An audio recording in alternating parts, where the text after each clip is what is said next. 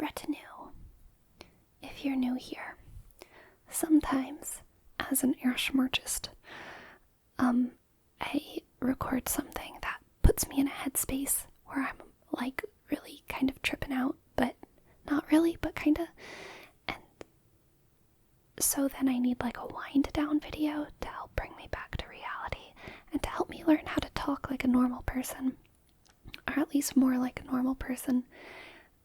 I just recorded the video where I encouraged you, dear viewer, to relax about 10 million times, so my vocabulary has been reduced to like 6 different sentences, and I just need to remind myself how to speak, and that's what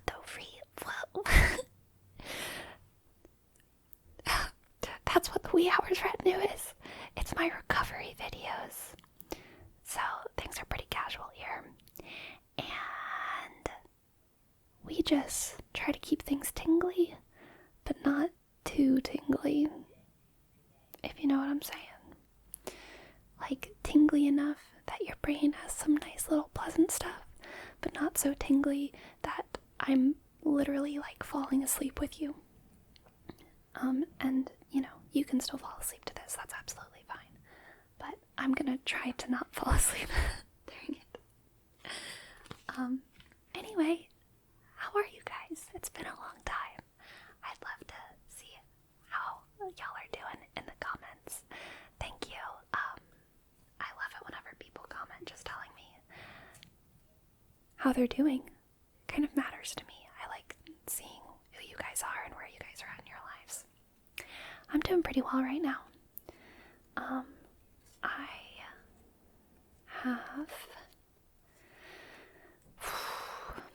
I've recently given myself permission to slack off in a couple areas of my life. And while, you know, that's arguably like a bad thing, I'm having a lot of fun just having more time to do things that I'm really enjoying doing. ASMR is one of those things. Going on hikes is another of those things. Doing a lot more crafting. Doing my nails. Doing my nails isn't really like something that takes a lot of time, but it is just like a small little bit of self-care that I've been partaking in, which is fun and nice. In the video that I just recorded. Side note, background noises keep happening. Yes. And it's just really bad today. I don't know why it's so bad. One of my neighbors has like a lot of people over, or at least 2 or 3 people over, and they're making a lot of noise. There's lots of noise outside as well. So for the video that I just recorded, I'm gonna see if I can fix that by adding music or adding some kind of backing track that makes the video A, more interesting, and B, kind of covers up all the background noise that's happening. But for this video, I probably won't do that. So you might hear some noises, and I'm sorry about that. Anyway, though, in that video, I used this. Literally, sounds are coming from all over the place. In that video, I used this art deck. It's not really labeled as an oracle deck, but they are these soul cards by Deborah Koff. Soul cards by Deborah Koff. Koff.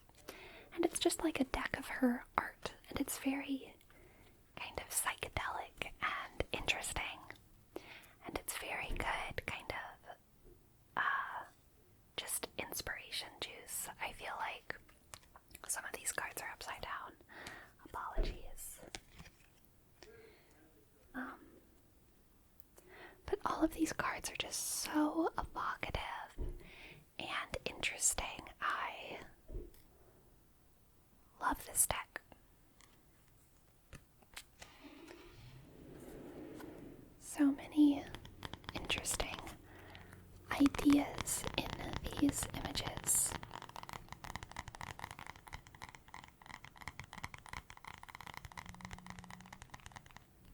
And that kind of tapping. It's like one of my favorite kinds of tapping. kind of sounds like rain to me.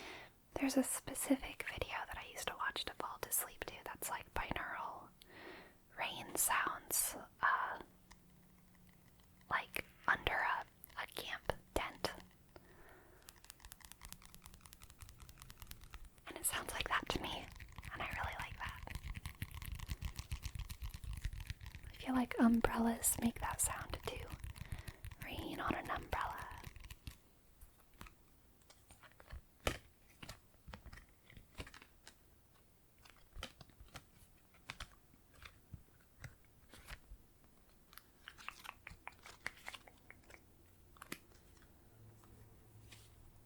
I like this one. It's like a person, these big trees coming out of their brain. It's very, very, very cool. Very like Mother Goddess vibes. It's kind of like a mix to me between like a Mother Earth character and like Atlas holding up the sky. Like she looks like she's kind of struggling, right? But she's fertility goddess of some sort. This guy, the other day I was doing readings with these cards, and this guy was coming up for like every single reading, so I mean it probably just means I'm a bad shuffler, but hey, we get our bad shuffling skills for a reason. It is preordained. So this guy kind of has he had like a different meaning for all these different readings. For someone it was like, chasing something that is leading you down a dark path, but feeling like you have this momentum, so you have to keep chasing it. For another person it was more of like a self-devouring metaphor of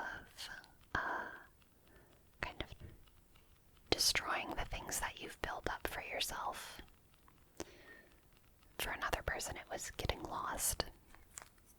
Just kind of plain old getting lost and running in circles and not feeling like you have anywhere to go except repeating the same old mistakes. Either way, kind of a negative card, but I do think it's very interesting.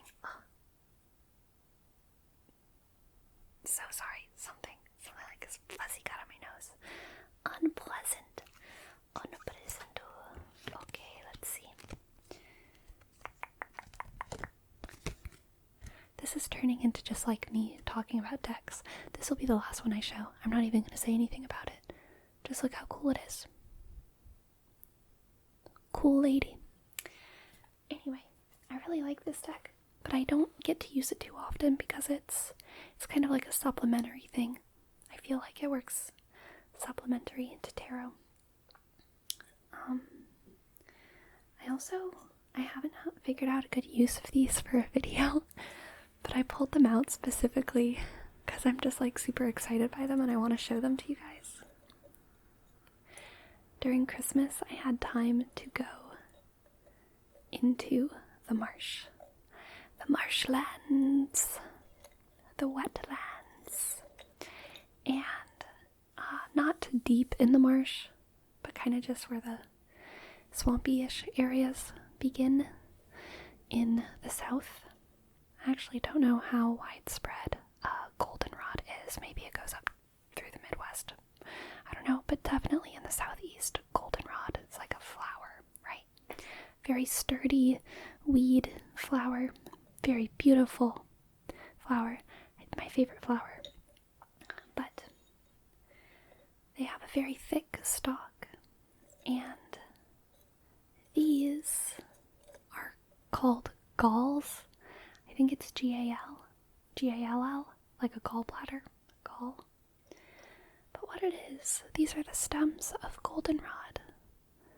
And a wasp laid its egg inside of the stem. And the egg grows inside of the stem. And then eventually, when the wasp is ready to leave its little home,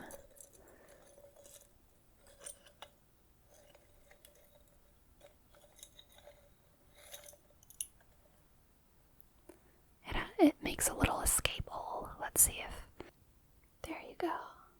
You can see that little hole. So some of these have holes. There's one that doesn't have a hole, at least not one that I can see. Oh wait, actually no, never mind, it does have a hole. We're all good. A little tiny, tiny, tiny hole, tiny, tiny, tiny hole. But I just think these are so cool.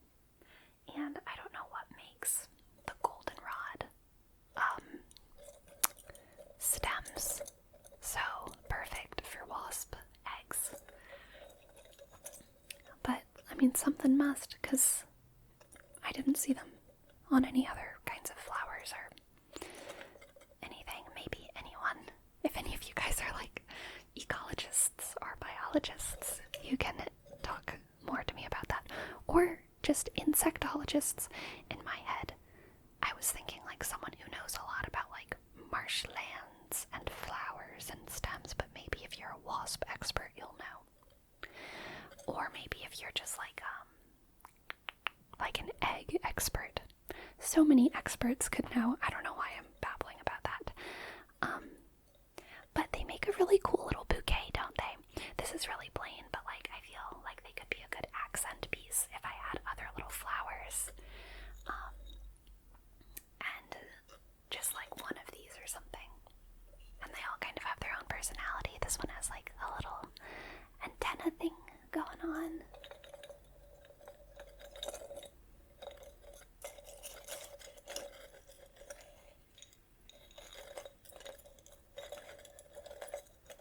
And then I have two pretty small ones. I feel like these guys would make good hair clips somehow. I could put them in my hair somehow. But that would be for a very special occasion. I was about to say occasion.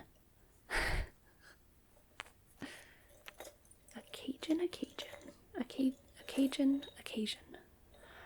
Anyway, this one is a double. Very cool. Love that. Kind of like a double yolked egg. Double yolked egg. Double yolked egg. Double yolked egg. Double yolked egg. Double yolked egg.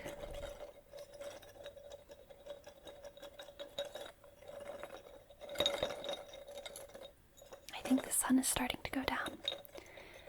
Once it gets dark, I might record another video today, but I'm not sure. Probably need a break either way.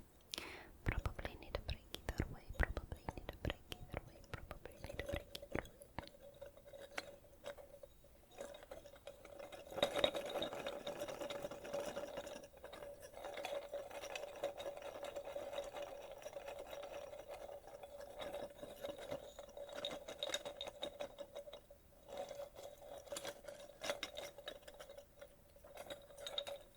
Anyway, it's super nice to be posting regularly again.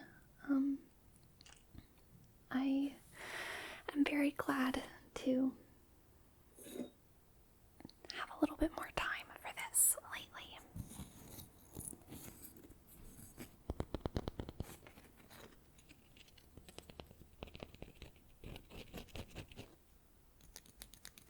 I feel like if I kind of fake halfway file my nails with these, that's a pretty good sound.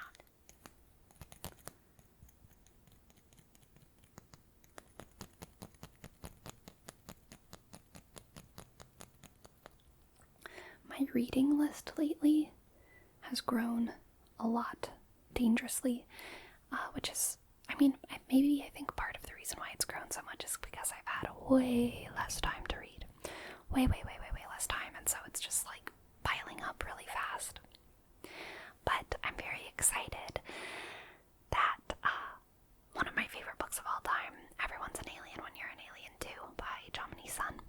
I lent it out a long time ago and I never got it back, which is okay because, even whenever you lend out books and they never come back, I feel like they're probably still going to a good home to someone who will value them. But I never got it back, and it's one of my favorite books, and I finally just, got a new copy, and it hasn't come in yet, but it's gonna come in, and I'm gonna read that. And I want to reread Till We Have Faces by C.S. Lewis, which is a story about Psyche and Eros. And I haven't read it So I'm very excited to read that. And I'm also planning on getting back into the Stormlight archive after I finished Oathbringer. I kind of took a break and I haven't gotten back into the books, so I still need to read Rhythm of War and whatever's after that. I can't remember. My cat is snoring so much right now. Just more noises for us to all enjoy together. She does have very cute snores, so it's okay. Snoises. I almost said snoises. Cute little snoises. Cat snoises.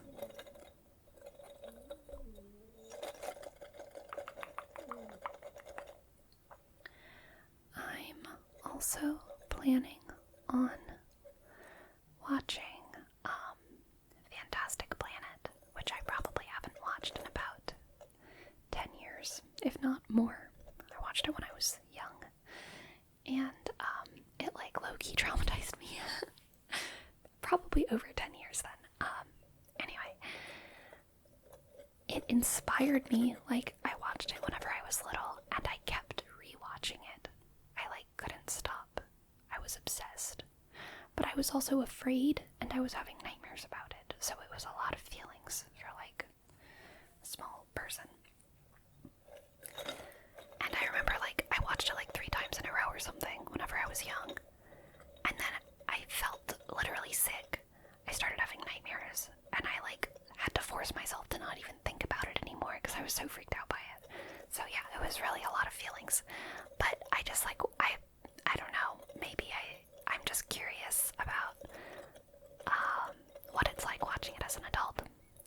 If you haven't watched it, I really don't want to spoil it for you. It's an animated movie from, I think, the 70s, might be the 60s.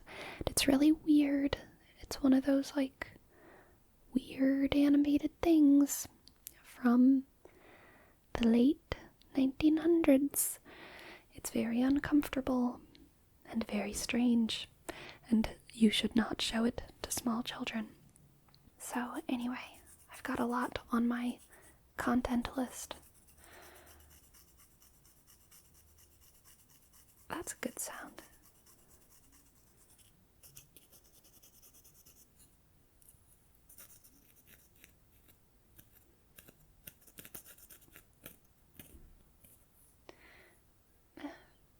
I'm also kind of interested in reading some books that I heard referenced in a Jacob Geller video essay recently. Video essays, like, I hopped on that watching video essays train around the beginning of when the train started. Like, probably like 2015, maybe, yeah, like the end of 2015, beginning of 2016, something like that. And so they've been like a very normal part of my content consumption for a while.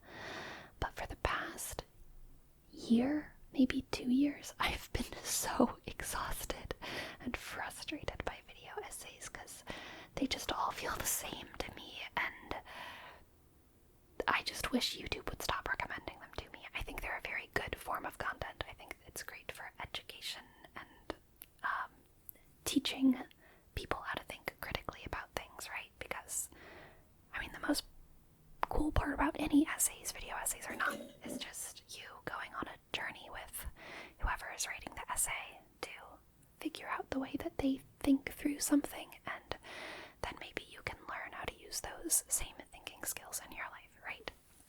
But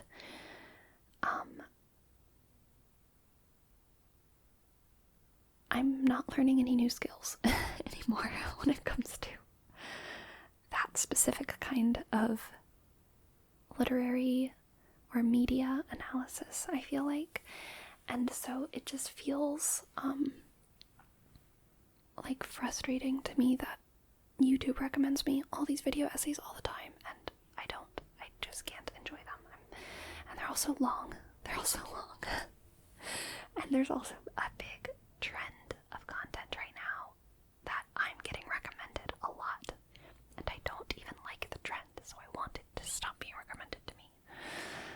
just like, I watched a lot of something, and now I'm gonna talk about it.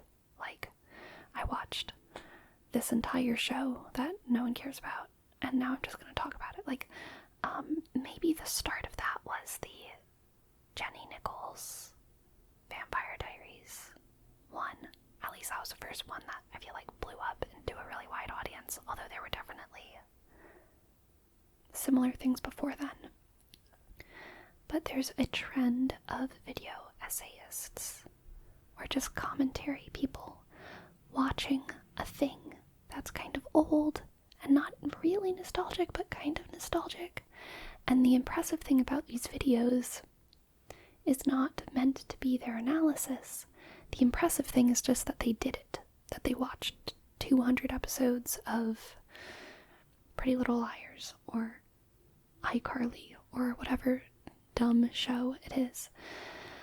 And I just don't like that as a trend. Like, it's weird. And I don't really feel like putting the energy into, like, figuring out the right words to talk about it. But I don't like the trend. I think it's a strange trend, and I wish that it was less on my feed. Where was I going with this? Oh yes, Jacob Geller, only good video essayist on YouTube. That's not true, but his are truly, lately at least, some of the only ones that I've been enjoying. He does a lot of stuff where he kind of synthesizes. His essays usually aren't on one specific thing, they're on like a theme, and he talks about that theme in a lot of different forms of media. Like, he brings in books and movies and video games and poetry.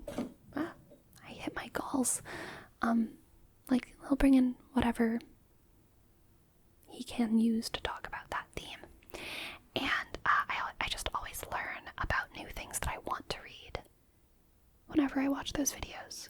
And he recently posted one about the cold, the fear of cold, I think is what it's called. Anyway, I recommend that video. I want to read everything that he talked about in it. And that's how I feel whenever I read, or whenever I watch all of his videos. It just makes me want to read all of those things and play all those games. Anyway, I've rambled for an obscenely long time now. I do think I have my words back again, even if I don't have the energy to talk about why I don't like certain video essay trends. I do have my words.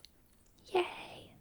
I hope you guys enjoyed this episode of the Wee Hours Retinue, where I don't even remember the motto anymore. Keep watch over the tingles and pray for their arrival. I think that's what it is. We keep watch over the tingles and we pray for their arrival. Have a good night, guys. Thank you for watching. Thank you for being here with me. And yeah, have a good one.